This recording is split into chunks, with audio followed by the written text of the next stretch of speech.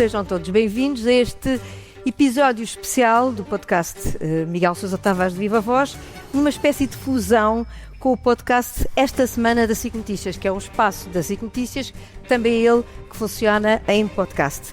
E assim sendo, além do Miguel Sousa Tavares, que já é tradicional autor e presença, a quem dou as boas-vindas, naturalmente, temos connosco o Ricardo Costa. Infelizmente, a Maria João Avilés, que faz parte do podcast Esta Semana, não vai poder participar, ao contrário do que estava previsto, pelo que vamos avançar com o Ricardo e com o Miguel.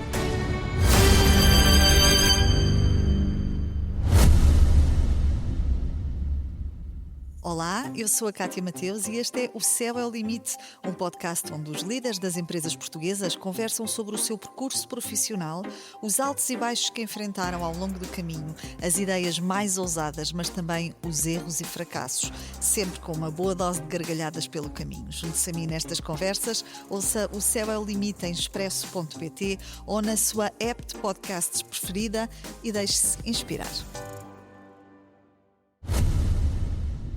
Começamos por aquilo que preocupa, diria eu, muito o mundo e também, obviamente, o nosso mundo. Eu falo de Donald Trump, um ano depois de ter voltado a assumir a presidência dos Estados Unidos. Há muita turbulência, como sabemos, neste ano. Ela tem sido tanta que até parece que já estamos a sentir o efeito de vários anos de governação do presidente americano.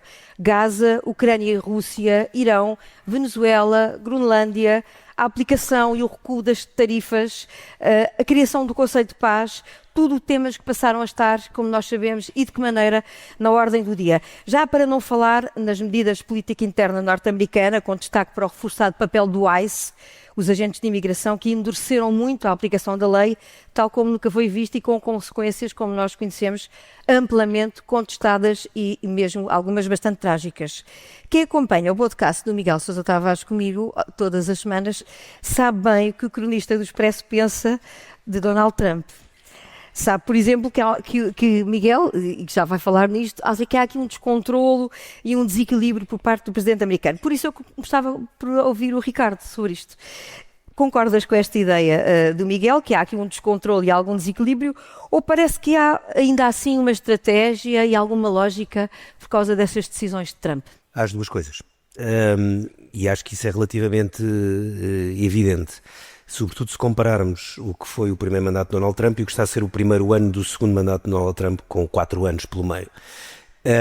Eu tive a sorte de ter coberto as eleições de 2020 nos Estados Unidos, em que Donald Trump perdeu, e depois ter coberto as de 2024, em que ganhou.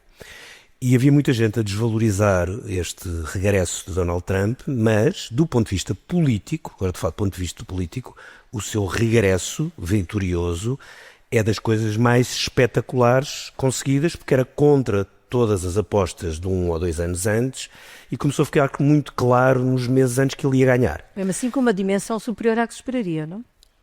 Achas que não? Para mim não completamente, e eu estava lá, escrevi sobre isso e fazia diretos todos os dias. Acho que foi relativamente evidente, quando eu aliás fui muito mal percebido aqui, diziam que a certa altura que era um trumpista, quando eu dizia que me parecia evidente que ele ia ganhar. Bem, primeiro porque há repara, agora não vale a pena irmos muito para trás, portanto, acho que a própria ideia de Joe Biden se ter mantido em campo durante anos foi uma coisa completamente absurda, é um dos maiores. Eu aí acho, mais do que um erro, acho que foi uma mentira política levada demasiado longe, demasiado tarde e que teve efeitos dramáticos nos próprios Estados Unidos.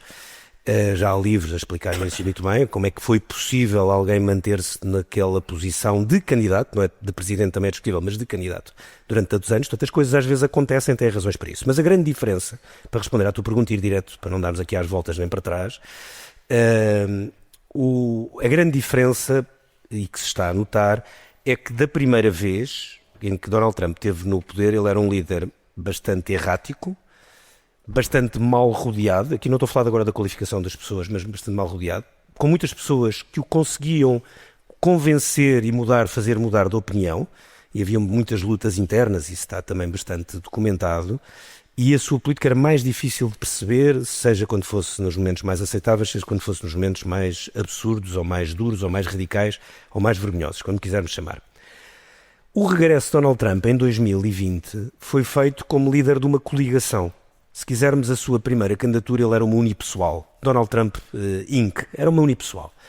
A segunda vez ele volta, depois de ter perdido, não é? Ele quando volta em 24, ele volta como líder de uma coligação que juntava várias pessoas e várias ideias, algumas delas muito mais radicais do que as que ele tinha tido antes, que vão desde movimentos, como agora vemos nesta versão de imigração do Stephen Miller, até aos movimentos das vacinas do Robert Kennedy Jr., até outras pessoas que ele juntou, ao próprio J.D. Vance, que era completamente anti-Trump há uns anos, aos tech bros, os tipos da tecnologia, que também não eram pró-Trump antes e que se juntaram a ele porque lhes dá jeito.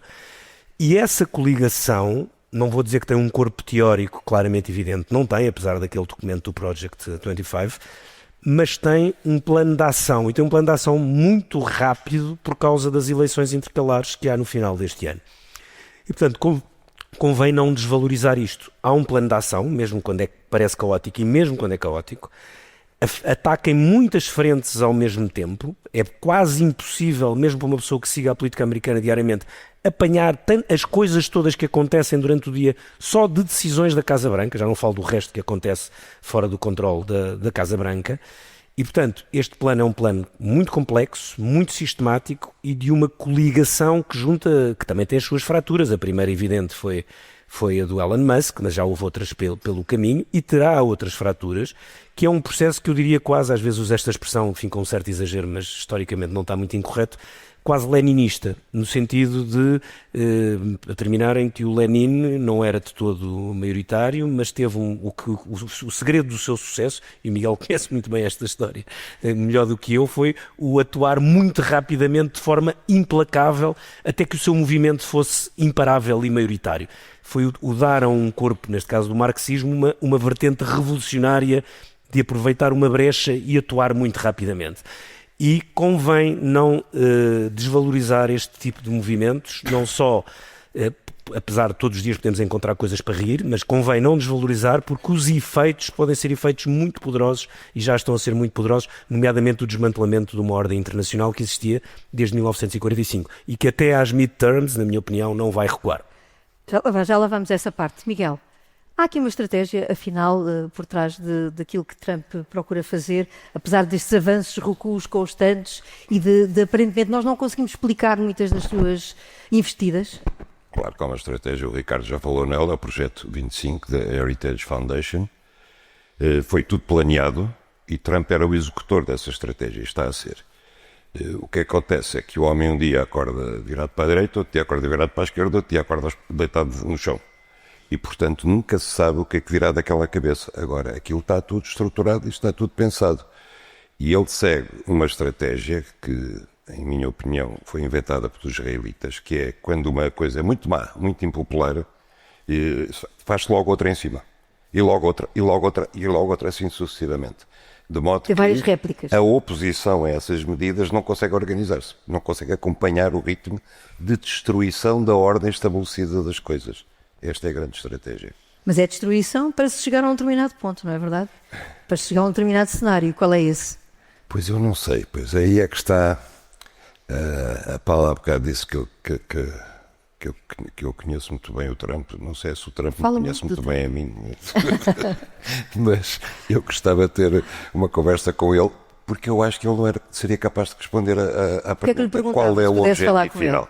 Isso. Qual é o objetivo final? Você quer o Canadá, quer a Groenlândia, quer a Europa, quer o petróleo todo o mundo inteiro, quer as terras raras, o que é que você quer ao certo? Eu acho que ele não era capaz de responder, porque, vamos lá ver, eu cada vez mais acho, quando olho para a política internacional, que é preciso saber história. É preciso recuar sempre na história para percebermos como é que os movimentos nascem, como é que os ditadores nascem, como é que os democratas se defendem, como é que as nações evoluem. E não há ali, no percurso de Donald Trump, nenhum conhecimento do que está para trás. Ele é um jogador de casino que acha que o jogo está sempre em aberto e começa no exato momento em que ele chega à mesa. É uma espécie de case study também, não é?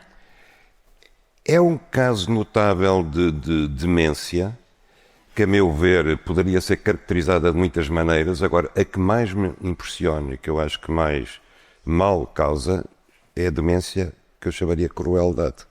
Eu acho que ele é, sobretudo, uma pessoa cruel.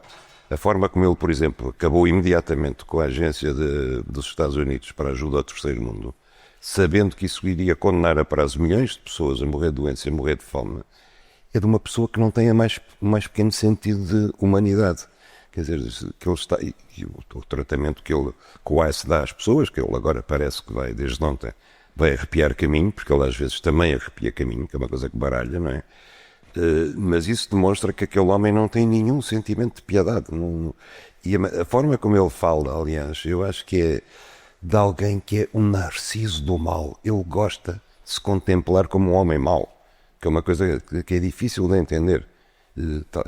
Podíamos chamar aqui outra vez os especialistas anteriores, psicanalistas, para vir a explicar aquilo. Mas eu acho que ele, de facto, contempla-se ao espelho como um homem mau, faz caras de homem mau e gosta daquele discurso em que ameaça toda a gente. O Miguel tem defendido a ideia que Trump é duro, sobretudo, com quem não o enfrenta, e por isso tem sido muito crítico em relação à reação dos líderes europeus, que agora começam a mostrar uma outra atitude. A assinatura do acordo Mercosul e agora, hoje ainda, portanto, esta terça-feira, o acordo com a Índia, assinado, é considerado o maior acordo comercial de sempre. Isto são respostas que estão no caminho certo? Completamente, eu disse isso há 15 dias no podcast. Não é só Trump que, digamos, recua ou tem mais contenção em relação a com em frente. Eu acho que isso é uma característica dos americanos e boa. Eu sempre vi os americanos respeitarem mais quem os desafiava do que o contrário. A América é um país extraordinário em termos de liberdade de expressão. E eu espero que continue assim, embora Trump também esteja a atacar por aí. Agora, aquela expressão que o taco, que o Trump always chickens out. De facto, a Europa provou isso agora. Demorou tempo demais. Eu, às vezes, meto-me ali com o irmão do Ricardo, dizendo que há uma frase do António Costa, quando ele diz: temos que esperar para ver que Trump é que vem aí. É logo do início do mandato de Trump, não é? Antes dele entrar. Eu acho que não valia a pena esperar. A Europa já devia estar preparada. Estava lá tudo escrito. Se fosse preciso, iam a um consultório de um psicanalista e perguntavam que homem é que aí vem, porque nós sabíamos que ele vinha vingativo, porque era uma pessoa que tentou impedir a tomada do poder pelo seu rival, tentou falsificar eleições. Assim que chegou ao cargo, a primeira coisa que fez foi amnistiar os assaltantes do Capitólio.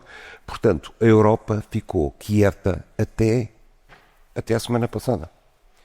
Finalmente, Trump ameaçar a Groenlândia e ameaçar com tarifas quem se opusesse à ocupação dele da Groenlândia. Esteve a dormir o tempo todo. Eu acho que a Europa, apesar de tudo, tem defesas. O acordo com o Mercosul, que entretanto já foi contestado por uma maioria de 4 deputados no Parlamento Europeu e mandado para o Tribunal Europeu de Justiça, onde pode ficar um ano. Sob análise, não é? É absolutamente essencial para a Europa. O acordo com a Índia também, embora não seja tão favorável do ponto de vista comercial como o acordo com o Mercosul. Canadá, Austrália, vários países que nós podemos, até a China, desculpem, que a gente pode atrair fora da órbita do Trump e fazer uma espécie de frente de resistência com base no direito internacional. Nós podemos fazer uma lista de americanos que não deixamos entrar na Europa. Não só todo o movimento MAGA, congressistas americanos, etc. Nós podemos retaliar comercialmente. Nós podemos taxar as multinacionais americanas que estão cá sem pagar impostos. Temos várias formas de reagir que, pelo menos, vale a pena tentar a ver se o homem volta a recuperar. Ricardo, acreditas que podemos chegar a um caminho destes, desta natureza, nesta resposta? Só dizer uma coisa, eu acho que apesar de tudo, no meio do caos, o Donald Trump tem um objetivo, que é um objetivo que na verdade não é muito diferente do que era o objetivo de Joe Biden, que já era o objetivo de Donald Trump antes. Convém não tirarmos isso da frente, mesmo no meio do caos, fazendo só aqui um parênteses, aquilo que a administração Trump faz, quer do ponto de vista político, quer do ponto de vista de comunicação, chama-se, do ponto de vista técnico de comunicação, o flooding, é a inundação. Eles inundam permanentemente a comunicação e as ações e as tais medidas. A pessoa nem sabe ao que responder, ninguém se consegue organizar, é muito difícil apanhar. Mas isso é bem feito, atenção, é uma estratégia de comunicação. Mas tu achas que o Sleepy Joey também era assim? Não, mas o objetivo, se quisermos, o objetivo final, o endgame, era o mesmo, que é não deixar a China ter a supremacia no século XXI. Era a mesma. Aliás, convém não esquecermos isto. Eu percebo que é muito difícil recuarmos quando estamos a olhar para situações que nos indignam e que pior do que isso, todos os dias, mas convém lembrar que a maior parte das medidas que Donald Trump tomou no primeiro mandato em relação à China, nenhuma foi reposta depois, durante os 4 anos da administração Biden. Mantiveram-se todas.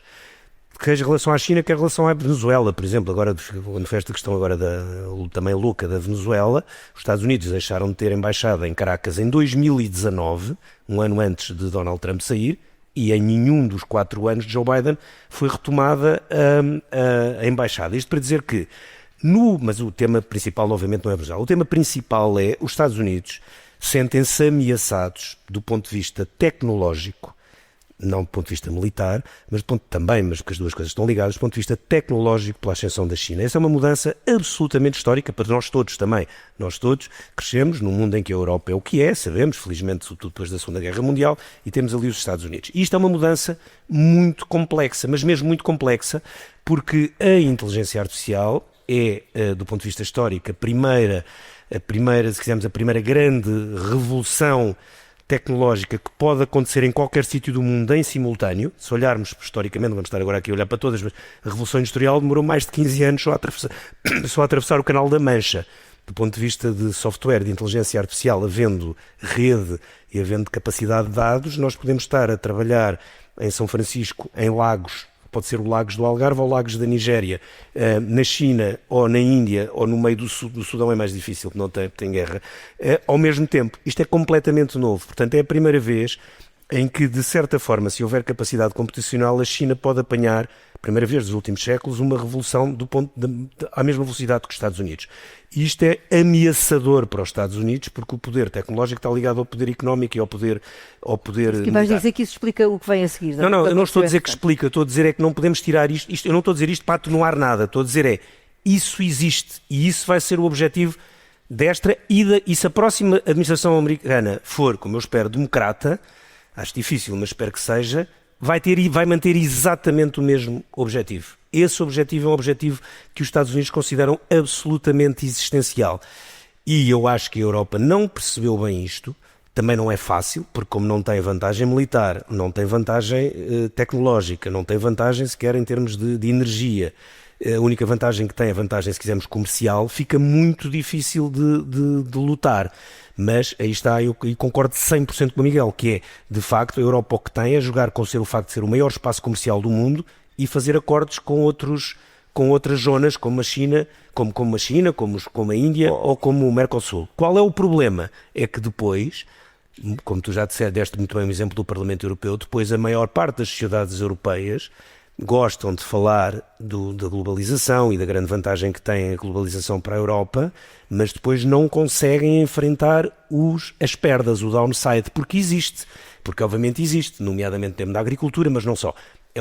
São temas muito complicados depois para a maior parte dos países europeus lidarem do ponto de vista democrático e em eleições. Só queria dizer uma coisa do que o Ricardo disse. Eu concordo que os Estados Unidos têm a opção da China.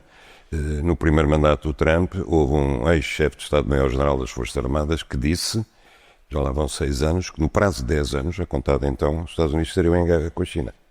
Portanto, também há esse lado militar. Agora, eu acho que ele só tem feito tudo ao contrário. Repara, conseguiu reaproximar a China da Rússia. Sim. Que é uma coisa que, desde o Nixon, com o Mao Tse-tung, era ao contrário. O Nixon conseguiu, com o Kissinger, meter ali uma brecha entre as duas grandes sociedades comunistas do mundo. Agora voltaram a aproximar-se. Estão a começar a conseguir reaproximar a Europa da China. Estão a conseguir convencer os países do Sudoeste Asiático que a maior ameaça para eles não é a China, mas são os Estados Unidos. E mesmo do ponto de vista tecnológico, eu lembro quando o Biden introduz tarifas à China, o Paul Krugman, o Prémio Nobel da Economia, disse isto é a rendição dos Estados Unidos. Porque nós, se queremos continuar a ser dominantes, nós não podemos recear a concorrência tecnológica e científica. Nós temos que ter os melhores quadros nas melhores universidades. O que é que está a fazer o Trump agora? Está a perseguir as universidades e a expulsar, cientistas e professores estrangeiros que são importantíssimos. Portanto, eu acho que se o objetivo final é esse, está a fazer tudo ao contrário. Ainda não falámos na questão da nova ordem mundial. Eu sei que ouviram com atenção, como aliás todos nós ouvimos, e eu creio que a grande parte das pessoas que aqui estão também ouviram com atenção aquilo que foram as palavras do Primeiro-Ministro do Canadá em Davos na semana passada, consciente que a ruptura já se concretizou, embora não seja uma ideia totalmente consensual. Qual é a vossa opinião, Miguel? ele teorizou sobre o papel das médias potências, que de facto está mal aproveitado. Para mim o mais importante que o Carney disse foi nós estamos aqui a lamentar o fim de uma ordem internacional baseada no direito e na igualdade, mas era falsa. Isso não existia, de facto. E basta pensar que essa ordem internacional reunia-se nas Nações Unidas, onde há 5 membros permanentes no Conselho de Segurança que têm a faculdade de um só deles votar contra os outros 4 e, portanto, negar a verdade conhecida como tal, recusar tréguas de uma guerra, etc. Agora, eu acho que ele tem razão, quer dizer, é uma das estratégias para tentar combater esta loucura do Trump, e eu recordo que há uma frase do Hamlet que eu cito sempre nestes casos, que é: a loucura dos grandes não pode passar sem vigilância, e, portanto, as médias potências têm que ter vigilância. Eu também acho que há um papel para as pequenas potências como Portugal, ou pequenos países, não chamemos potência. Acho que há um papel. E já vamos falar dele. Eu só queria ouvir primeiro o Ricardo para perceber se tu também achas que já se pode falar numa nova ordem mundial, ou se, como dizia Lagarde, por exemplo, estamos numa encruzilhada ainda a escolher o caminho a seguir. Acho que já pode, porque, quer dizer, estás como é normal nessas mudanças, não é? Não sei quando são por revoluções ou por grandes desastres, não há um dia em que acaba uma ordem e começa a outra. Portanto, ainda existem uma série de organizações internacionais, não acabaram, com exceção da grande agência de ajuda humanitária dos Estados Unidos, que praticamente terminou, e portanto estão a surgir novas. O que é este Conselho de Paz? O que são outras coisas bilaterais ou trilaterais que estão a ser feitas? E atenção, não é só no quadro das Nações Unidas ou da Organização Mundial de Saúde.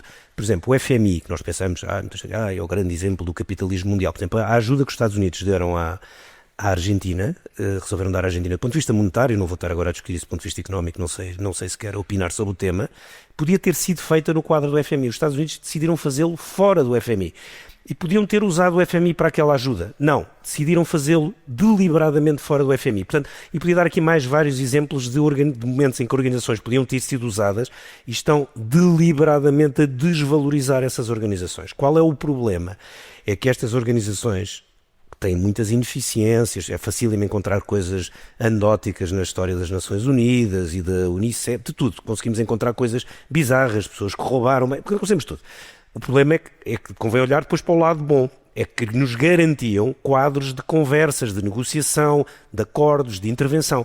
Quando isso é implodido, fica tudo transacional e bilateral ou trilateral.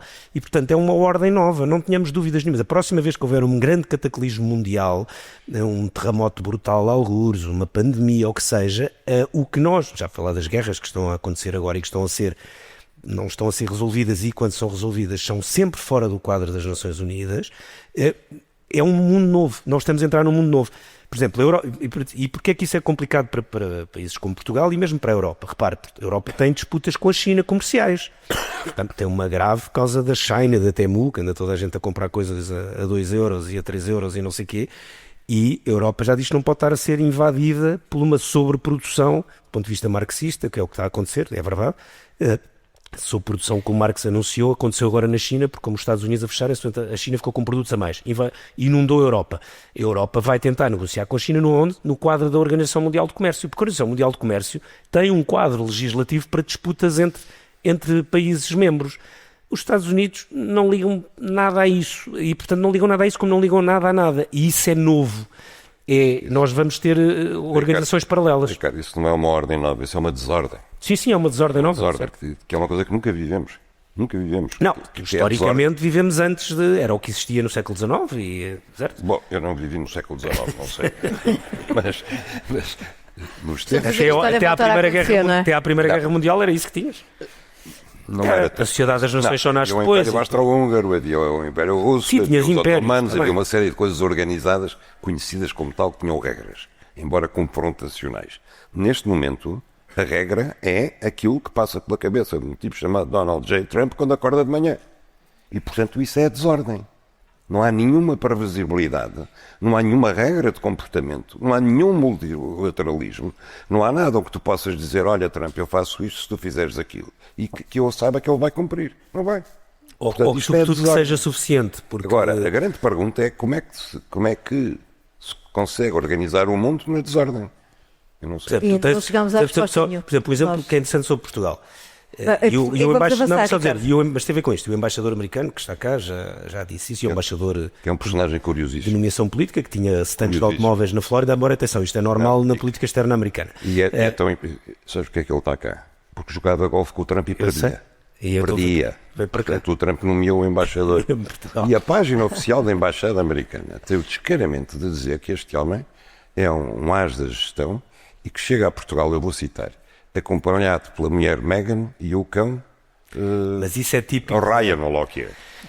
Mas isso é típico das nomeações americanas quando não são de carreira diplomática. Vamos avançar, está bem? Mas deixa eu dizer, por exemplo, mas é um tempo interessante. É interessante porque tem a ver com o que estávamos a falar. Para Portugal, do ponto de vista dos Estados Unidos, há 2 ou 3 temas. O tema-chave é a compra dos F-35. É o tema-chave. Aliás, porque naquela lógica transacional Portugal tem obviamente um superávit comercial para com os Estados Unidos, mas se comprar os F-35 fica zerado, está resolvido. Deixa naquelas tabelas básicas que o Trump mostrou com aqueles quadros, quase que no ponto mesmo para que a economia aquilo era muito estranho, aliás não batia nada com nada. Se comprarmos os F-35 está feito. Ora, para o governo português isto hoje em dia é extremamente complexo, porque vai ter que tomar decisões. Antigamente tomava decisões completamente individuais. A partir de agora, por razões óbvias, como a NATO está a ser posta em causa, vai ter que tomar decisões em função do procurement, desculpem a expressão, do que é que outros exércitos e forças armadas europeias vão ter, porque já os países estão a começar a decidir que não podem ter mais do que 2, 3 tipos de aviões. E a Força Aérea prefere os F-35 porque qualquer piloto prefere conduzir o melhor avião do mundo, mas neste momento a decisão política inclina-se para outros, nomeadamente o sueco ou o francês, etc. Isto são decisões completamente... Isto não existia, isto é completamente novo. Um governo como o português estar a tomar uma decisão, que é a decisão mais cara do ponto de vista de investimento militar, porque não confia num parceiro e porque acha que isso nem sequer o vai satisfazer, porque podia dizer assim, compramos F-35 e não nos chateiam mais nada.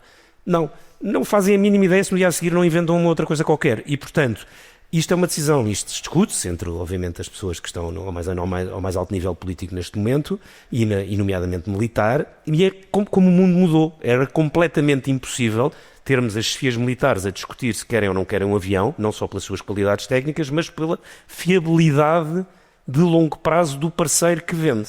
Isso levava-nos aqui a muito mais conversa, mas eu queria passar ainda para a política nacional e já não temos muito tempo. Isto já era política nacional. Eu sei o que é que estou a falar. Miguel, em relação à diplomacia portuguesa, eu sei que o Miguel tem sido... Em relação à? Diplomacia portuguesa. Sim.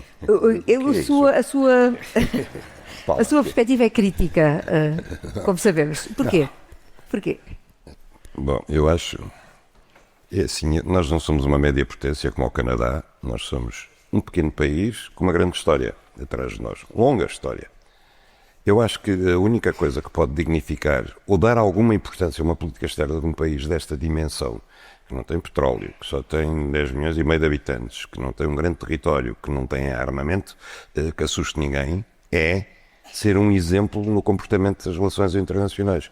Nós tivemos os países da Escandinávia que fizeram isso durante muito tempo. Não é por acaso que a Noruega atribuiu o Prémio Nobel da Paz, por exemplo, e isso é mesmo num mundo em desordem, mesmo num mundo que parece ter perdido valores de referência, é a única coisa que podia dignificar a nossa política externa. E, apesar de não ser da nossa dimensão, mas está no nosso campeonato, digamos, a Espanha tem-se comportado completamente diferente. Quer no reconhecimento do Estado palestiniano, quer nas críticas ao que se passou em Gaza, quer na afirmação de Pedro Sánchez logo de que não ia gastar 5% do PIB em armamento, escusavam tirar isso da cabeça, quer agora nas críticas à Groenlândia, quer na recusa em fazer parte do Conselho da Paz que o Trump criou. A Espanha tem uma política externa. Portugal também não aceitou. Não aceitou porque o ministro disse que ia ver com outros onde é que se podia alinhar.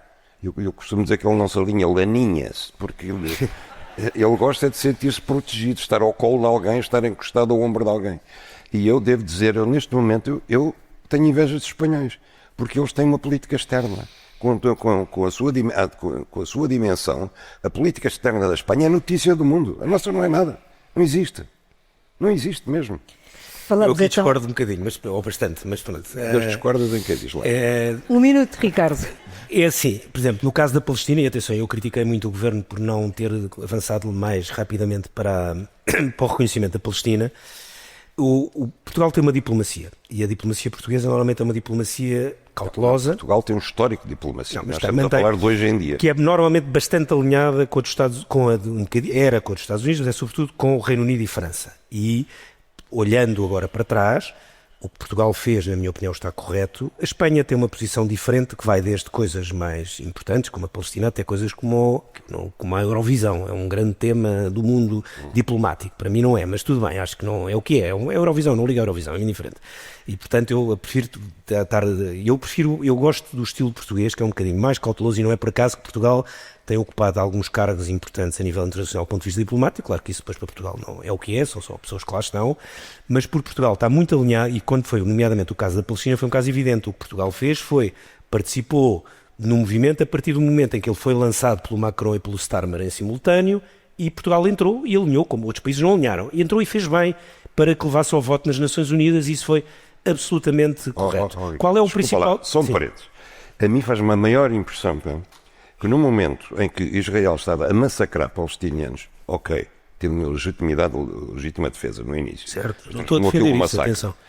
E não reconhecendo aos palestinianos o direito a viver na sua própria terra, nós estávamos aqui a dar a nacionalidade portuguesa a israelitas, que quer dizer que os antepassados tinham sido expulsados. São duas coisas diferentes. Desculpa, é preciso haver alguma coerência moral nas coisas. Aqui não havia nenhuma. Certo. Tens razão, mas são duas coisas completamente diferentes. A lei dos sefarditas, na minha opinião, foi uma lei... A ideia era boa. Um dos maiores erros da história de Portugal foi a expulsão do Edito Dom Manuel, a expulsão dos judeus. Como tu sabes, houve um primeiro-ministro holandês que veio cá e discursou no Parlamento a agradecer, a dizer, olha, agradeceu por terem expulsado os judeus, que foi a grande riqueza dos Países Baixos, foi a expulsão dos judeus pelo Dom Manuel, portanto, e esse primeiro-ministro holandês veio cá, entre aspas, rir-se e dizer, olha, obrigadinho, porque a nossa riqueza decorreu daí, portanto, foi uma das maiores estupidezes da história, e, portanto, eu percebo que um país, e concordo, e na altura escrevi sobre isso, que Portugal decida de conceder a cidadania retroativamente, se quisermos, aos descendentes de sefarditas. O problema é que isso... Não, o problema é, como sabemos...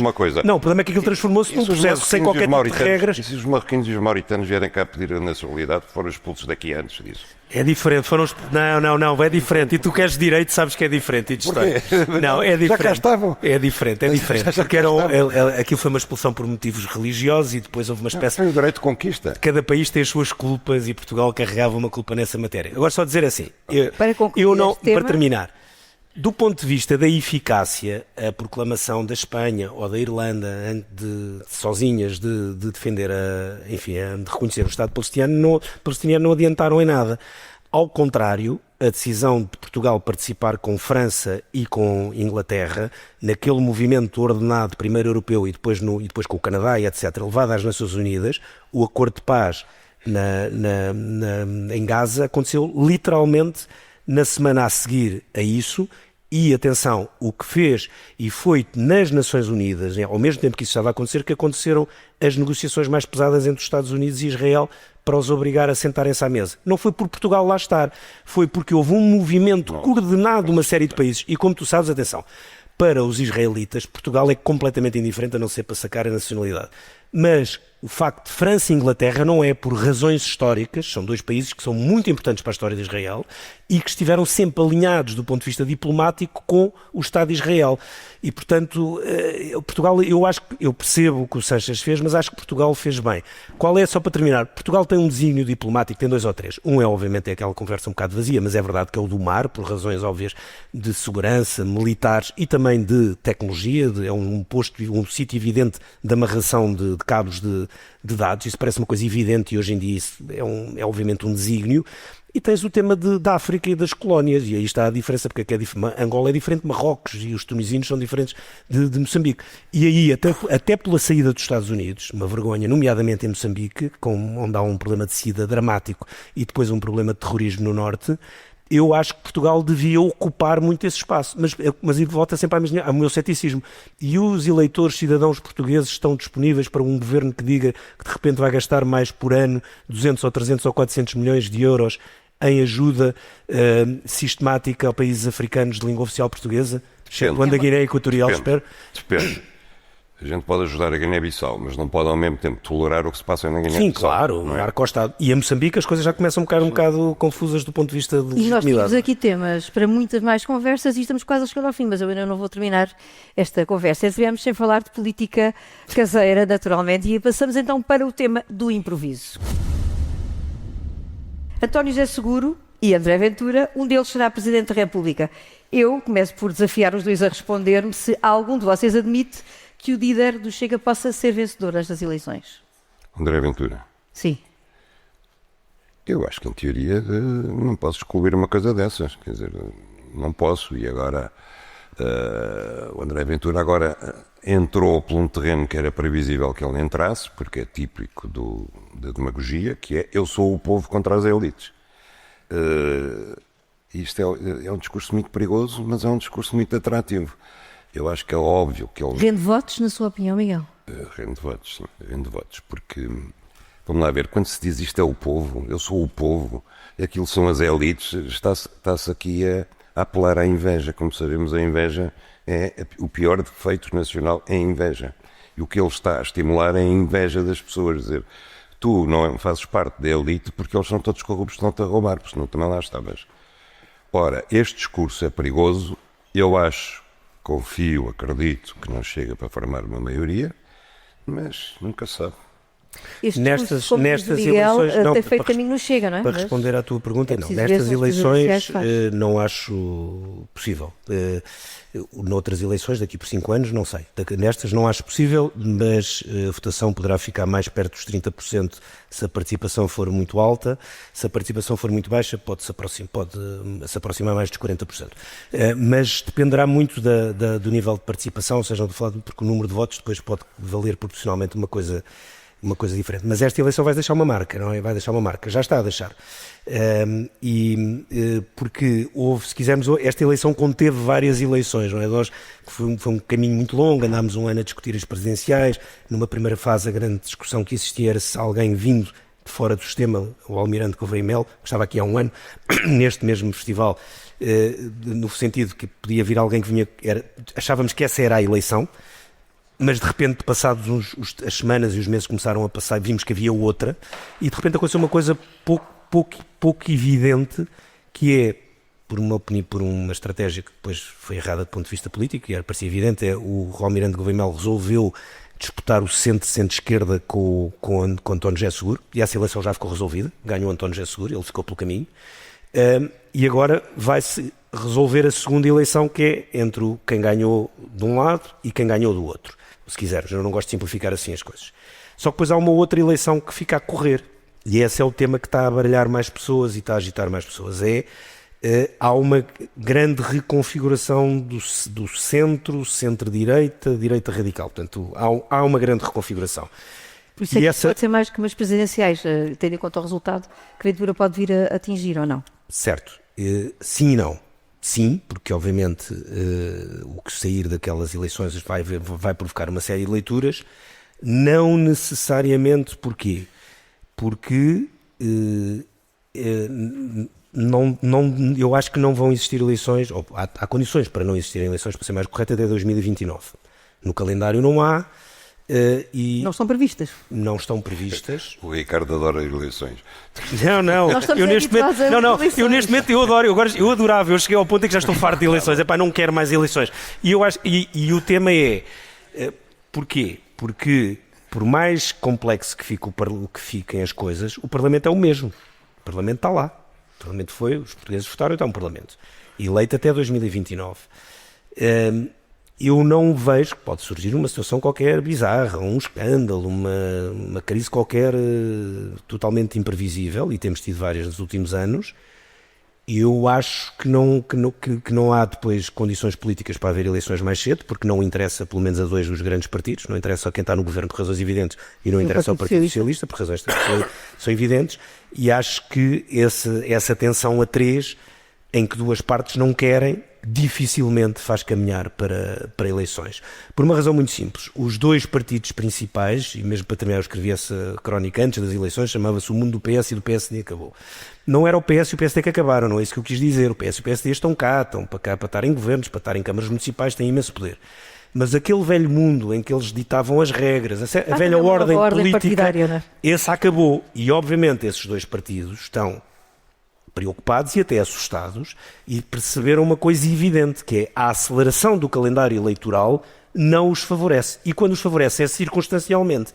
E, portanto, com 2 dedos de testa, e acho que neste momento têm um bocadinho de gelo nos pulsos, perceberão que o não acelerar o calendário joga a seu favor e, no limite, joga a favor do país, do ponto de vista do que, o que é que nós temos nesta nova ordem internacional, se não tivermos estabilidade, alguma previsibilidade política. E pronto, e depois as eleições chegarão quando chegarem, as pessoas votarão como votarem, mas não acho que pode haver o risco de estarmos a dar uma demasiada importância ao que está a acontecer agora. Resumindo, o pessimismo nacional é tanto que a gente nem quer eleições. Última questão para terminarmos mesmo, já agora queria saber o que é que pensam deste movimento que Coutinho Figueiredo, já que estamos a falar da direita, lançou, que é o movimento 2031. Isso é uma resposta fácil, está condenado a morrer. Porquê?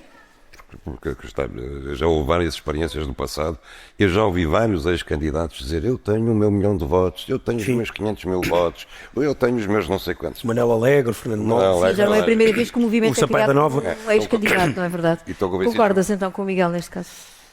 Concordo, mas não tenho a certeza por causa daquilo que eu disse antes, ou seja, sim, a ideia do movimento presidencial de alguém que tem 900 mil votos, 1 milhão de votos, nós já vimos isso várias vezes e depois é muito difícil de manter.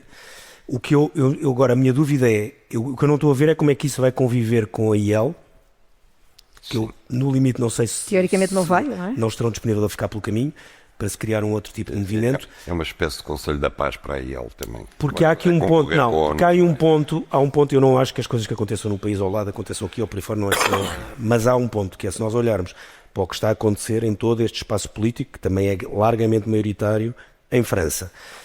Se olharmos para o que está a acontecer neste espaço político, que não é maioritário, mas nas sondagens já é em Inglaterra, o que nós estamos a ver nestes dois... Agora, hoje está a ser votado não, aquilo foi com aquele artigo que é para não ser votado, o orçamento em França, e estavam a ser votadas leis orçamentais e a serem votadas moções de censura, está tudo a mexer.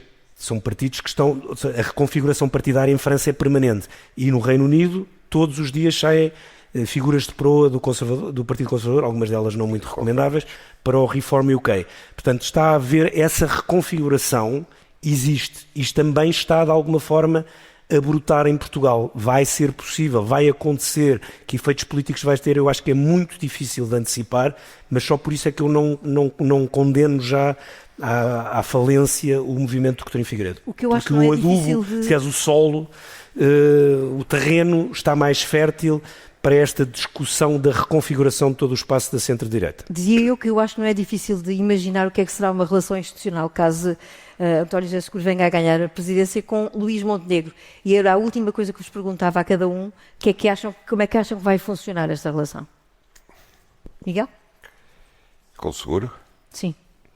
Admitir? Pode ser vai funcionar bem. O grande problema vai ser não adormecerem nas reuniões de quinta-feira, mas tirando isso, eu acho que vai funcionar sem problemas. Mas deixa-me só ir um bocado atrás. Em relação ao movimento da IEL, eu acho que não tem futuro nenhum, Ricardo. Ainda por cima, nós estamos, como tu disseste e bem, com uma perspectiva de ter eleições só daqui a 3 anos e meio, 4. Eu não acredito que haja nenhum movimento político que se aguente inorganicamente, fora do partido de origem, na perspectiva daqui a 4 anos vamos ao... Essa é a dificuldade, mas o que eu estava a dizer, mas o terreno está fértil a este tipo de discussões, está. A uma reconfiguração, a uma tentativa de forçar o próprio Primeiro-Ministro a alargar a sua maioria, já que dispõe de uma eventual maioria no Parlamento. Depois, só que eu acho que as pessoas têm que valorizar uma coisa que é o PSD não quer se morrer à moda. Em relação às presidenciais, eu acho que foi a melhor coisa que aconteceu ao Governo. António José Seguro poder ser Presidente da República. Sim. Porque achas que vai haver um entendimento adequado? Não, vai haver entendimento, vai haver desentendimento, que também dá jeito, politicamente, mas vai haver previsibilidade institucional. Eu acho que a melhor coisa que aconteceu a António José Seguro, na perspectiva de ir para Belém, foi a demarcação que Luís Montenegro fez, porque isso deixou muito mais livre. Claro. Ele não teve o apoio do Primeiro-Ministro, para ir à segunda volta e, portanto, ele está livre. Mas é bom para o Primeiro-Ministro ou não? Não ter dado esse apoio? Eu acho que é também. É porque o que é que o governo... Estrategicamente eu percebo, ideologicamente, politicamente, historicamente, moralmente, não aceito. E assim, com estas duas opiniões, como sabemos, podíamos continuar a conversar muito mais tempo, mas ficamos por aqui neste episódio especial. Já sabe que pode continuar a acompanhar o Esta Semana e o Miguel Sousa Tavares de Viva Voz em podcast, através do Circuito do Costume, não é verdade?